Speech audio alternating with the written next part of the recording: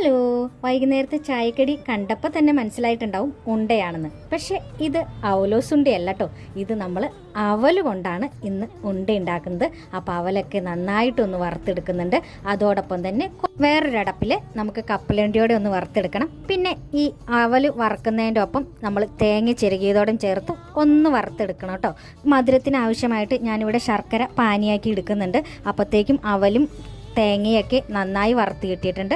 ഇത് നമുക്കൊന്ന് മിക്സിയുടെ ജാറിൽ തണുത്തതിന് ശേഷം പൊടിച്ചെടുക്കാവുന്നതാണ്.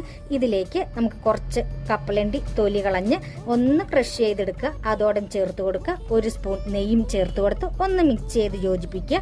ഇനി ശർക്കര പാനി ഉരുക്കിയത് ഇതിലേക്ക് ചേർത്ത് കൊടുത്ത് നന്നായി കുഴച്ച് ചെറിയ ചെറിയ ഉരുളകളായിട്ട് നമുക്കിത് ഉരുട്ടിയെടുക്കാം കേട്ടോ. ശർക്കര പാനി എപ്പോഴും ഒരു ഇളം ചൂടോടുകൂടി ചേർക്കാൻ ശ്രദ്ധിക്കണം. അപ്പോഴാണ് നമുക്കിങ്ങനെ നന്നായിട്ട് ഷേപ്പായിട്ട് ഉരുട്ടിയെടുക്കാൻ പറ്റുകയുള്ളൂ.